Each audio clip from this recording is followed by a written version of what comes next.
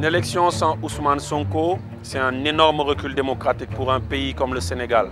Et c'est un vrai recul démocratique. C'est clairement une condamnation à visée politique. L'élection sans Ousmane Sonko, pour moi, c'est un recul démocratique. Je ne suis pas assez optimiste pour une élection démocratique en 2024. M. Ousmane Sonko fait l'objet d'un procès. Ce qu'on peut faire, et surtout ses militants, c'est peut-être croiser les doigts en espérant que les juridictions compétentes puissent se prononcer en la faveur de son éligibilité.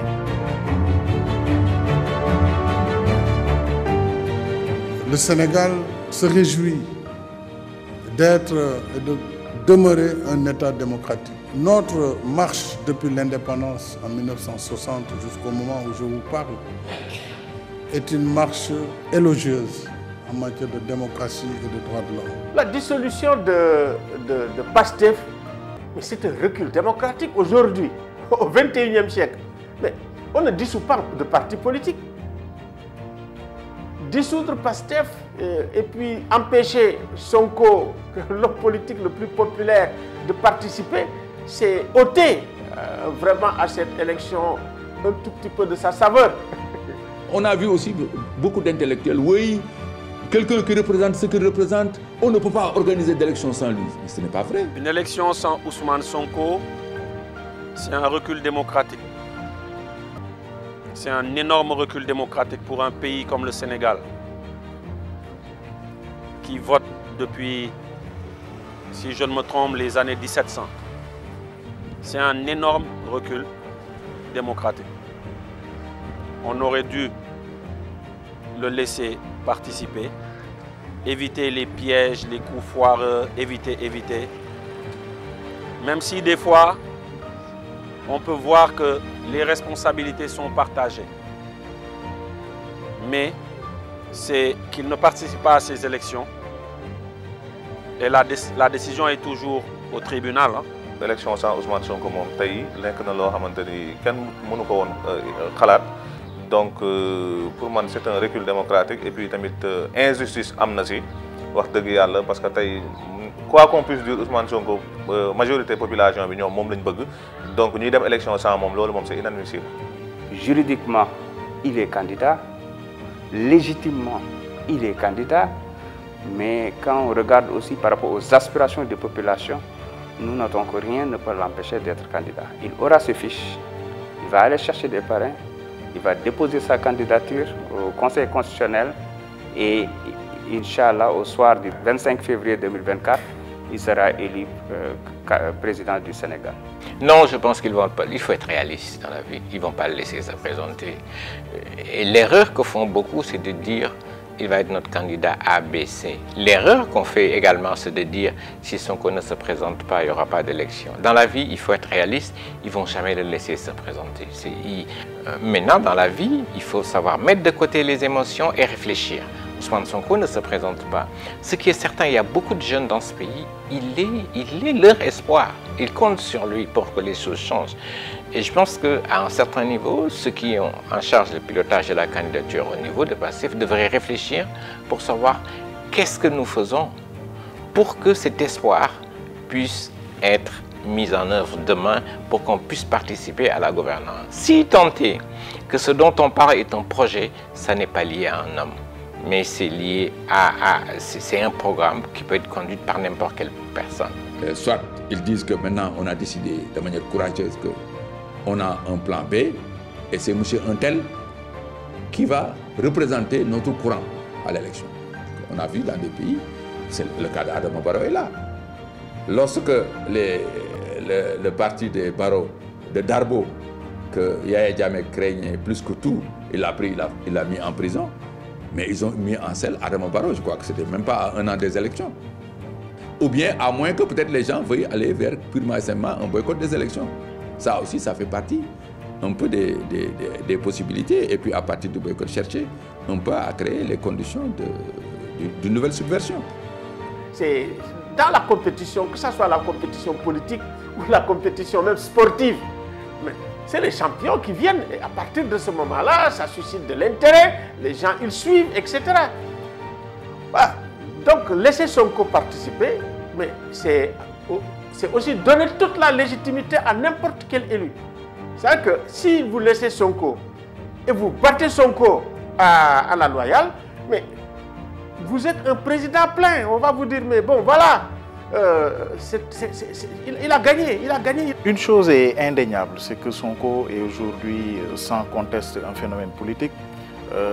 Sinon, si on peut le qualifier ainsi, le principal opposant, ça c'est clair. Moi, tout le mal que je lui souhaite, c'est qu'il puisse participer librement aux élections de 2024 et que la population sénégalaise puisse se prononcer librement et que cette affaire soit définitivement tranchée, que l'on sache réellement quelles sont les aspirations de la population sénégalaise.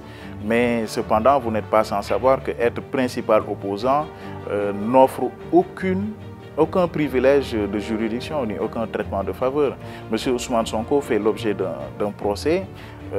Ce qu'on peut faire, et surtout ses militants, c'est peut-être croiser les doigts en espérant que les juridictions compétentes puissent se prononcer en la faveur de son éligibilité. Mais l'administration n'a fait qu'interpréter une décision de justice. Et comme le prévoit la réglementation, nos lois qui sont en vigueur, donc il a le droit de se pourvoir en cassation, donc après, en saisissant les juridictions compétentes. Je pense que c'est ce qui a été fait. On attend de voir la suite. Vous avez vu aujourd'hui, il est en train de faire des recours à gauche et à droite. Mais il aurait commencé par ça, prendre de bons avocats, créer les conditions de mobilisation citoyenne, non pas appeler à la violence. Peut-être que ça en serait mieux sorti. Il aurait, par sens tactique, décidé d'envoyer des gens au dialogue national. Je crois qu'on n'en serait pas à la situation actuelle. Mais aujourd'hui, je sais qu'il demande à dialoguer. Est-ce que ce n'est pas trop tard? Si vous ôtez Sonko, dans la démocratie représentative, il y a un certain nombre de choses qu'il faut analyser. La démocratie représentative, c'est que vous représentez la société. Vous représentez des communautés. Vous représentez soit des femmes, soit des jeunes, soit des cultures. Bon, quand vous voyez ce qui se passe à Ziguinchor, en réalité, si vous enlevez Sonko, les gens vont dire, ah, est-ce qu'on est représenté? Si vous voyez les jeunes par rapport à leur engouement, si vous enlevez Sonko, est-ce que nous serons représentés? Donc, on aura un déficit de représentation ou une absence de représentation pour des segments de la société. C'est pour ça que quand on dit démocratie représentative, la représentation de la société, c'est pour ça qu'on demande de l'inclusion. Tout le monde demande de l'inclusion. C'est ça la raison. Inclure Sonko, ça veut dire que Sonko va gagner. Ce n'est pas possible. Mais faire d'un enjeu l'exclusion de Sonko, un enjeu politique, et c'est ça qu'on a vu, et c'est ça qui a amené la violence jusqu'ici. Donc moi je pense que, et bon, on a vu aussi beaucoup d'intellectuels, oui, quelqu'un qui représente ce qu'il représente, on ne peut pas organiser d'élection sans lui. Mais ce n'est pas vrai. Abdoulaye Wade a été ici emprisonné. Abdoulaye Wade a été emprisonné en 88 au moment où on donnait les résultats. Pour des élections que beaucoup d'ailleurs estimaient qu'Abdoulaye Wade avait gagné. Avant 18 h, Abdoulaye Wade était déjà pris et amené en prison avec la plupart de ses collaborateurs et de ses alliés. Ça, les gens l'oublient. Maintenant, si on insère des articles uniquement pour priver des droits politiques et civiques des candidats, cela fausse un peu la règle démocratique. Mais ce n'est pas tout. Parce que durant ce processus-là, il y a ce qu'on appelle la révision exceptionnelle des listes électorales. Normalement, à la veille d'une année électorale ou au courant d'une année électorale, ça doit durer 6 mois. Ici, pour la présidentielle de 2024, on a constaté que la révision exceptionnelle des listes électorales n'a duré que 3 semaines au Sénégal, alors que les électeurs pouvaient avoir 6 mois pour aller s'inscrire sur le fichier électoral. Donc ceci aussi, c'est un peu une tactique pour empêcher les primo-votants d'aller s'inscrire pour peut-être voter pour l'opposition. Mais je rappelle tout simplement à ce niveau qu'il faut aussi faire très attention, d'autant plus que dans un État organisé, les règles du jeu sont très claires. L'opposition, tout comme le pouvoir, doivent respecter, conformément à la Constitution, non seulement la charte fondamentale du pays, c'est-à-dire la Constitution, les principes de souveraineté nationale et de la démocratie. Il faut éviter de poser des actes qui vont dans le sens de la déstabilisation des institutions. Vous avez vu ce qui se passe aujourd'hui aux États-Unis, considéré comme la première démocratie au monde, avec l'affaire du Capitole, dans lequel l'ancien président Donald Trump fait l'objet de poursuites. Donc, à mon sens, je pense que tout ceci mérite quand même une attention particulière. Dans une grande démocratie comme les États-Unis par exemple, la justice peut poursuivre un candidat à la présidentielle. La justice peut condamner un candidat à la présidentielle pour crime de quelque nature que ce soit, mais cette condamnation-là ne peut pas l'empêcher de se présenter à une élection. Parce que c'est une élection présidentielle et c'est le peuple qui choisit. Le peuple a la liberté de choisir un criminel comme président, le peuple a la liberté de choisir un violeur comme président, comme le peuple a la liberté de choisir un individu sorti de nulle part. L'essentiel, c'est qu'il soit de nationalité sénégalaise. L'essentiel est voilà, qu'il soit en parfaite règle avec le fisc et tout ce qui s'en suit. Moi, je pense que si on laisse le droit fonctionner, c'est ça qu'on demande. On ne demande pas autre chose. Je pense que cette histoire ne devait même pas aller à la Cour suprême. Cette histoire ne doit même pas aller à la Cour suprême. Mais il faut que la Cour suprême quand même dise le droit. Parce que Ousmane Sonko, c'est un Sénégalais comme tous les autres Sénégalais. Souvent, on a l'impression que voilà, les gens là, ils sont sonkoïstes. Moi, je ne suis pas sonkoïste. Hein. Je ne le suis pas. Mais nous voulons sauvegarder la démocratie. Il y a 12 ans, on a voulu, par les mêmes méthodes, éliminer le président Macky Sall des élections. Mais on était à côté de lui.